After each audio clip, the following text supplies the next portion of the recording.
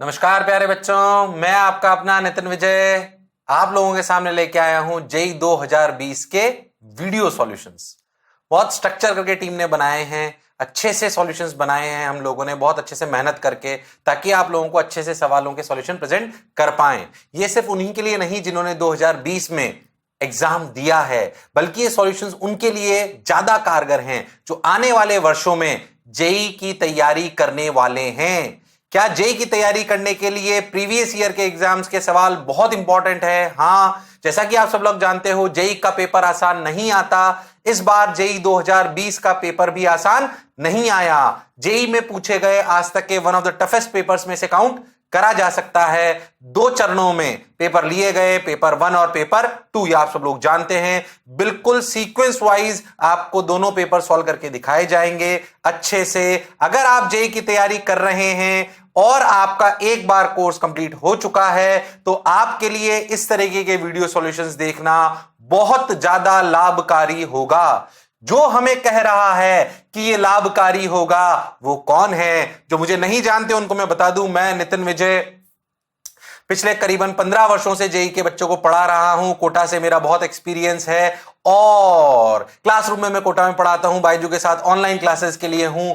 अगर आप लोग मुझे जानते हैं तो बहुत अच्छी बात है, बहुत बहुत धन्यवाद। और अगर नहीं जानते हैं तो आप चिंता मत करिए, मैं खुद भी आईआईटीएन हूं और पिछले 15 से 16 वर्षों से बच्चों को पढ़ा रहा हूं और हजारों बच्चों को पढ़ा चुका हूं और हजारों बच्चे मुझसे पढ़कर आईआईटी जा चुके हैं। तो जिसकी बात हम सुन रहे हैं उसकी बात हम सुन सकते हैं, क्योंकि जिसकी बात सुने पहले ध्यान देना चाहिए क्या उसकी वो बात सुनाने लायक भी है या नहीं। खैर, तो मैं अपना परिचय ज्यादा ना देते हुए, मुझे आप यूट्यूब पे भी देख सकते हो कई जगह पर। आज अपन बात करते हैं बिल्कुल सीक्वेंस वाइज बढ़िया सॉल्यूशंस की तरफ। तो बिना टाइम खराब करे आगे बढ़ते हैं। पेपर 1 जेई एडवांस 2020 प्रश्न नंबर 1 आपकी स्क्रीन पे ये रहा। आजा भाई, आ जाओ भाई, ये रहा क्वेश्चन नंबर 1। लो भाई, A football of radius r is kept on a hole of radius r। पहले आपके लिए सवाल पढ़ रहा हूं, सवाल दिख रहा है आपको पीछे मेरी तरफ। मेरे सामने भी एक स्क्रीन है जिनको बता दूं कि अपन कैसे करने वाले हैं, मजा आएगा, ध्यान से सुने।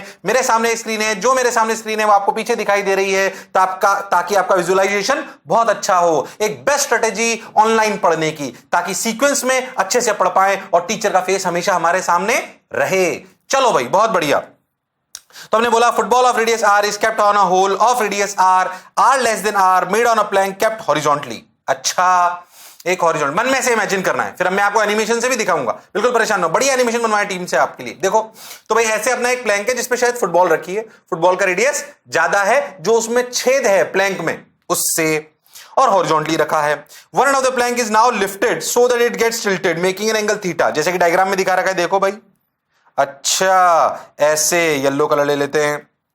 चलो भाई, ऐसे, ठीक, okay. From the horizontal as shown in the figure below the maximum value of theta so that the football does not start rolling down the plank satisfies. उसने बोला कि अगर आप इसको प्लैंक को ऐसे ऐसे, फुटबॉल जैसे रखी हुई उसको ऐसे करो ऊपर, जो छोटे से छेद में ऐसे रखी हुई है, तो आप देखो क्या ये बॉल गिर सकती है? तो उसने पूछा जैसे जैसे एंगल बढ़ाओगे क्या एक एंगल ऐसा आएगा जब ये गिर जाएगी? कौन? बॉल। हाँ, उस एंगल के बारे में चर्चा करी गई है। ओके, चलो भाई, let's go to the animations. अच्छा, ये हमारी 2R की फुटबॉल, ये हमारी छोटा 2R जो छेद है, ध्यान से देखो, फील आ रही होगी। ओहो हो, बॉल ऐसे फिट हो गई, पूरी नहीं निकल सकती क्योंकि छोटा 2R छोटा है बड़े 2R से। फिर हमने प्लैंक को टिल्ट करना चालू करा। ओके, जो डायग्राम बनाया हुआ हमें अच्छे से फील के साथ समझ आया, बहुत बढ़िया। ओके, ये अपना छोटा आर, ये अपना बड़ा आर। अब देखो ध्यान से, पहले अपन एक बात समझे अच्छे से कि क्या बोला गया है। एक्चुअली अगर आप बहुत ध्यान से देखो तो मैं आपको और फील के साथ समझाता हूं। ये तो फाइनल सिचुएशन है। मान लीजिए कि जब ये नहीं गिर रही थी, तो देखो ध्यान से, हुआ क्या कि जब ये नहीं गिर रही थी तो कुछ तो ऐसा हो रहा होगा कि इस जगह पे, बहुत अच्छे से समझना आप ध्यान से, बिल्कुल क्लैरिटी से। ये इसने डायरेक्ट एन को दिखाया है, ऐसे नहीं करना उसको, ध्यान समझो अच्छे से। अगर अपन बहुत ध्यान से देखें तो किसी भी एक सिचुएशन में क्या इस वाले ब्लॉक पर, ध्यान से देखो, क्या इस वाली बॉल पर, इस वाली जगह पर ध्यान देना एकदम, इस वाली जगह पर क्या अगर अपन ऐसे ऐसे बनाते हैं इसको, तो क्या ये ऐसे एक नॉर्मल लगेगी N1? हाँ भाई बिल्कुल लगेगी, और ऐसे एक नॉर्मल लगेगी N2। तुम अगर बहुत ध्यान से सोचो तुम्हें एक बात समझ में आएगी कि भाई जैसे जैसे मैं ऐसे करूंगा कौन जीरो होने के चांसेस हैं। देखो, as as angle increases, as angle increases, ये वाला N1 है क्या? N1 डिक्रीजेस, N1 डिक्रीजेस, हाँ N1 decreases. Okay okay okay okay okay, ठीक है ठीक है ठीक है, समझ में आ गई बात। अच्छा भाई अब क्या करें, अब क्या करें, अब क्या करें? ध्यान से देखो, as angle increases N1 decreases. हाँ लॉजिकल भी है। क्या अपन ऐसे अगर रखा हुआ है अपना कौन, फुटबॉल, तो जैसे एंगल बढ़ाओगे क्या ये इस वाले कोने पर ज्यादा फोर्स लगाना चालू कर देगा और ऊपर वाला कोना हल्का होता जाएगा। एक इंस्टेंट ऐसा आएगा जब ये जस्ट जीरो हो जाएगा, N1 इक्वल टू जीरो। जैसे जस्ट क्या उस समय कंडीशन होगी जब ये वर्ज होगी टिल्ट करने की? अभी वर्ज अभी करी नहीं है, अभी टिल्ट करी नहीं है, करने वाली जस्ट। तो जस्ट टिल्ट करने से पहले, मतलब जस्ट गिरने से पहले क्या N1 जीरो हो जाएगा? हाँ तभी तो इधर पलटेगी। हाँ सर बिल्कुल सही बात बोल रहे हो आप, बिल्कुल क्लैरिटी है। ठीक भाई, अच्छा अब क्या करें, अब क्या करें? तो जस्ट जैसे ही ये गिरने वाली है, गिरी नहीं है अभी, गिरने वाली है तो अभी भी इक्विलिब्रियम में। अगर इक्विलिब्रियम में है तो सोचो इस पॉइंट के अबाउट, इस पॉइंट के अबाउट, ध्यान देना, इस पॉइंट के अबाउट N1 तो हो गया जीरो, इस पॉइंट के अबाउट टॉर्क नेट जीरो होना चाहिए, पर फोर्स लग रहे हैं दो। एक तो N2, क्या torque of N2 about this point, torque of N2, torque of N2 zero होगा इस पॉइंट के अबाउट। क्यों? क्योंकि N2 तो वहीं से पास करेगा, और जस्ट स्लिप करने से पहले क्या N1 जीरो है तो उसका टॉर्क भी जीरो है, और ये जस्ट होने से पहले है तो नेट टॉर्क जीरो होना चाहिए। Therefore implies torque of mg should also equal to zero. But this is possible, but this is possible when mg passes through this point। Okay, यानी कि उस इंस्टेंट पर क्या mg यहीं से पास कर जाएगा, इस वाले पॉइंट से, इसी वाले पॉइंट से mg। तो ये एंगल ऐसा आ जाएगा कि mg उसी पॉइंट से जब पास करेगा तभी ये सिचुएशन आ सकती है, वरना आना संभव नहीं है, वरना आना संभव नहीं है। हाँ सर बात तो आप सही बोले। तो इसने एन डायरेक्ट रिप्रेजेंट कर दिया आपको, ये वाला मैंने पूरी कहानी समझाई आपको। बोलो समझ आई क्या? अरे बोलो समझ आई क्या? अरे सोच लो। हाँ तो थोड़ा सा और अब उसके कैलकुलेशन देख लेते हैं। नॉर्मल है tends to zero on verge of rolling, बिल्कुल सही बात। थोड़ा सा जूम करके देखते हैं। देखो भाई, देखो भाई, तो इसने क्या करा, अगर आप बहुत ध्यान देखो तो ये आर, ये आर, बोलो क्लियर। अगर ध्यान देखो तो ये एंगल थीटा तो ये भी थीटा। पहले सोचो कैसे, आपको ध्यान से दिखाई देगा वो एंगल थीटा क्यों है। नॉर्मल से बना रहा है वो ऐसे ऐसे, अगर आप बहुत ध्यान से देखो तो ये ऐसे अपना प्लेन है, ये ऐसे यहां पे, ये ऐसे प्लेन है, ये ऐसे प्लेन, ये एंगल थीटा, कंफ्यूज मत होना बिल्कुल। ये जो लाइन आपको दिखाई दे रही है ये वाली, ये ऐसे है, बोलो क्लियर। अब आपको बिल्कुल साफ साफ दिखाई देगा, ये थीटा तो ये 90 माइनस थीटा तो ये भी थीटा, ये थीटा तो ये भी थीटा। बोलो समझ आ गया क्या? हाँ सर। अब बस ट्राइंगल को देखो, ये ऐसे, ये ऐसे, ये ऐसे। इस ट्राइंगल को देखो यहां पे ऐसे, इस ट्राइंगल को देखो, ये आर, ये छोटा आर, ये ऐसे, तो ये बड़ा आर, ये छोटा आर, इसको ऐसे बना दिया। बोलो दिखाई दे रहा है क्या? बस अब सिंपली करना क्या है, साइन थीटा बराबर क्या है, साइन थीटा बराबर क्या है, आर बराबर छोटा आर बराबर बड़ा आर। रियल खेल ये था कि ये पता पड़ना चाहिए कि जो कंडीशन पूछी गई है वो तब आएगी जब mg लोअर वाले पॉइंट से ही पास कर जाएगा, उसके बाद तो मैच है।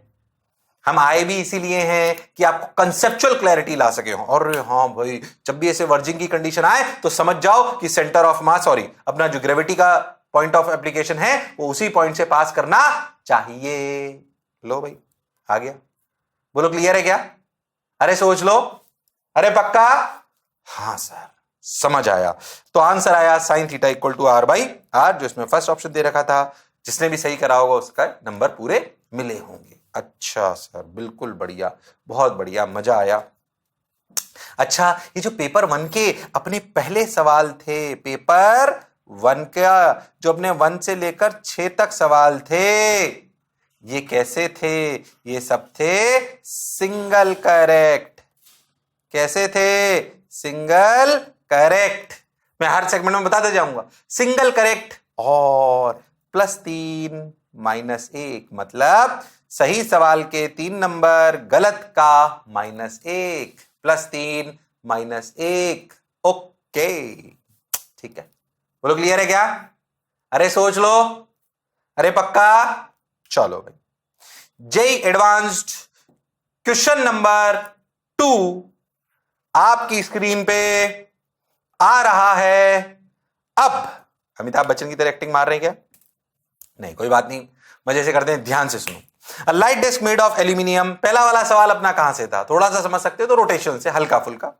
ऐसे ही अपन बात करते हैं light disc made of aluminium, a non-magnetic material is kept horizontally and is free to rotate about its axis as shown in the figure. A strong magnet is held vertically at a point above the disk, always from its axis, always away from its axis. On revolving the magnet about the axis of the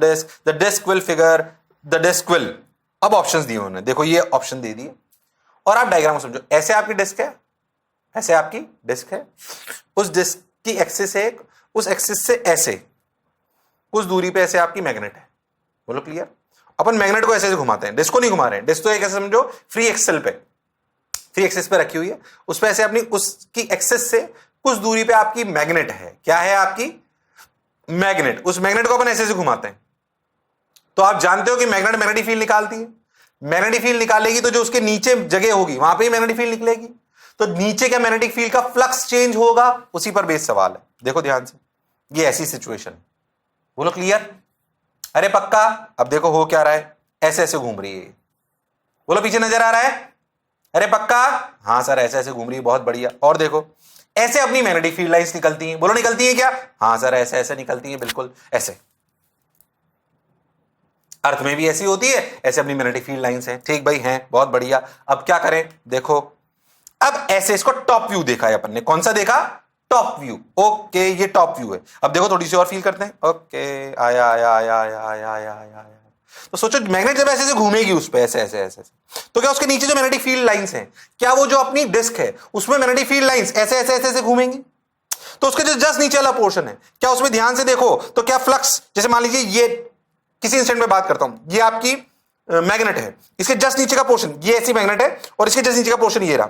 अब समझो ये वाला portion ऐसे चल रहा है, तो जिसके नीचे का पोर्शन है क्या इसमें फ्लक्स घट रहा है? ये बात इस डिस्क को पसंद नहीं आई।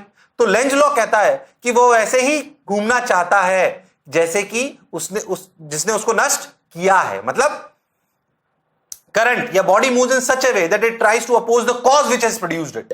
तो यहां पे कॉज क्या है? जो इससे फ्लक्स निकल रहा है डिस्क से, ये उस जगह पे कम हो रहा है। तो क्या वो जगह उसका पीछा करना चाहेगी?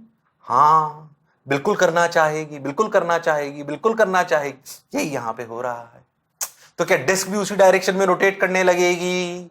हाँ, बिल्कुल करने लगेगी। तो अपन ने definition लिख दी। By Lenz's law, the disk also tries to move in same direction because in the backward part of the disk, the flux reduces as magnet moves and there is a change in magnetic flux. So there is eddy current production which leads to production of heat. These currents are such that it opposes the relative motion. Heat wheat से हालांकि इसमें ज्यादा फर्क नहीं पड़ेगा। तो basically इसमें current बहने लगते हैं जब अपन बात करते हैं कि अपना फ्लक्स चेंज होता है। बोलो यस और नो।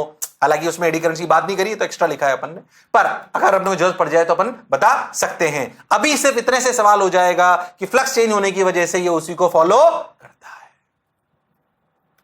बोलो क्लियर है क्या?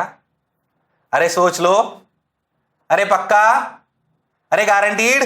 तो आंसर क्या आया? Rotate in the same direction as the direction of magnetic motion. A part था rotate in the direction opposite, तो ये गलत हो गया। नॉट रोटेट, रोटेट करेगा बिल्कुल। नॉट रोटेट, सीओडी अपने आप गलत हो गए। सिर्फ एक ही ऑप्शन अपना सही होने वाला था, कौन सा? Rotate in the direction of motion of the magnet.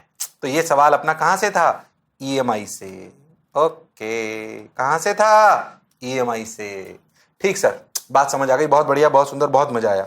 और सुन, आगे चलते हैं। जे एडवांस क्वेश्चन नंबर 3 आइए आपके सामने। अ small roller of diameter 20 centimetre. इस बार के पेपर में जेई ने काफी फोकस करा है किस पर?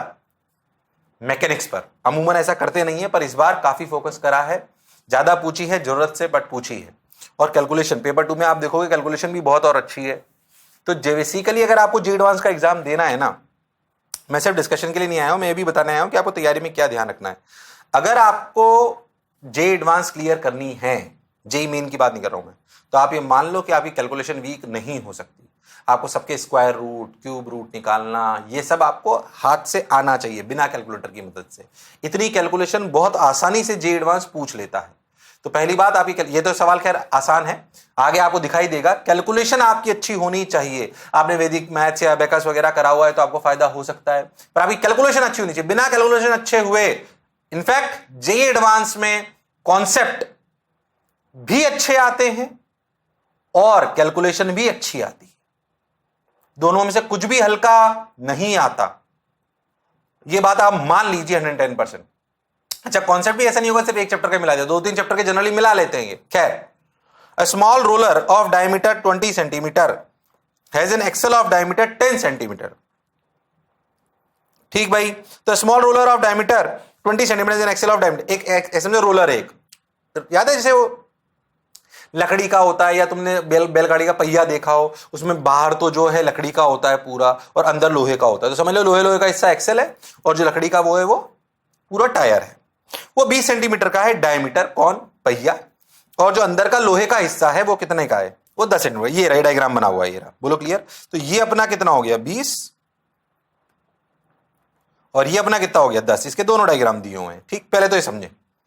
It is horizontal, it is on a horizontal floor and it is on a horizontal floor. तो हॉरिजॉन्टल फ्लोर पे उस पे रखा हुआ है, and a metre scale is position horizontally on its axle. Axle पे रखा हुआ है, देखो समझ में आ रहा है? ऐसे, हाँ ऐसे रखा हुआ है, ऐसे ऐसे। अगर आपका पहिया है तो इस पहिए पे ऐसे, अब देखो पहिया से घूमेगा तो ये भी घूमेगा।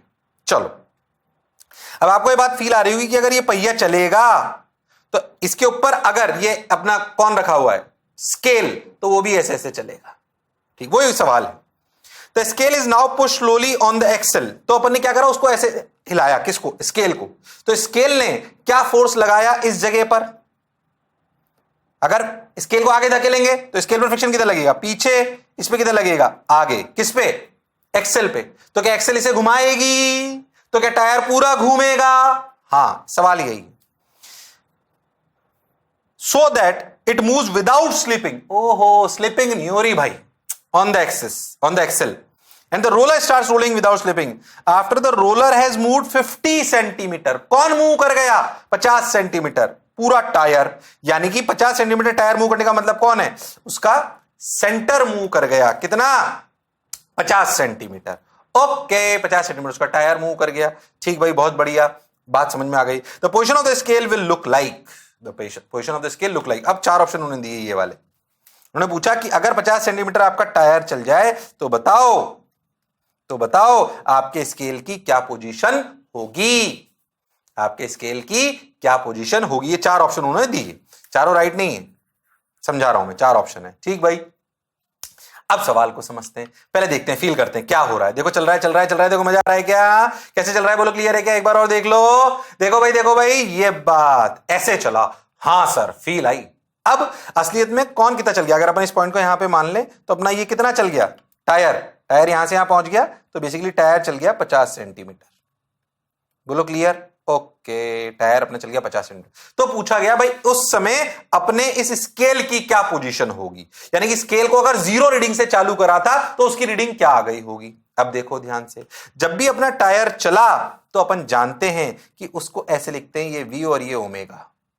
और हम जानते हैं कि ओमेगा बराबर ओमेगा, अगर प्योर रोलिंग हो रही हो तो ओमेगा बराबर V/R। यस और नो? R कौन सा रेडियस? 20 वाला 10 वाला, सॉरी 20 डायमीटर है, तो 10 वाला कि 5 वाला? ये 10 सेंटीमीटर है, ये 5 है, कौन सा R आएगा? 10। हाँ, अच्छा हम ये भी जानते हैं कि जिस पॉइंट पर ये टच हो रहा है, ये पॉइंट ग्राउंड पर है, नीचे वाला डॉट से समझ में आ रहा होगा, नीचे वाला डॉट वाला है, जो नीचे वाला अर्थ पर है, क्या उसकी वेलोसिटी, नेट वेलोसिटी क्या जीरो होगी? हां। क्यों? क्योंकि सवाल में बोला है प्योर रोलिंग हो रही है। क्या हो रही है? Pure rolling. तो अगर प्योर रोलिंग हो रही है तो ये पॉइंट की रफ्तार तो जीरो है। बिल्कुल सही, टोटल नेट। ठीक, अभी बता दूंगा क्यों लगाया हुआ है मैंने। अच्छा, ऊपर वाले पॉइंट की कुछ तो रफ्तार होगी ये पॉइंट की, ठीक है। अब याद करो, कोई भी बॉडी जो combined translational plus rotational motion में होती है, उसके किसी भी, कैसे सिखाया जाता है, उसकी वेलोसिटी ऑफ पार्टिकल होती है velocity of centre of mass plus velocity of particle with respect to centre of mass. ध्यान से समझें, किसी भी पार्टिकल की अगर वेलोसिटी लिखनी हो तो लिखी जाती है velocity of centre of mass plus velocity of particle with respect to centre of mass. क्या सेंटर ऑफ मास के लिए हर पार्टिकल क्या ओमेगा आर रफ्तार देगा? हां, तो देखो पॉइंट ए की रफ्तार, velocity of centre of mass v plus omega R. Okay, पर इस ओमेगा आर में आर कौन सा होगा? ये आर छोटा वाला कि बड़ा वाला? छोटा वाला, छोटा आएगा यहां पे आर, यानी कि 5 सेंटीमीटर।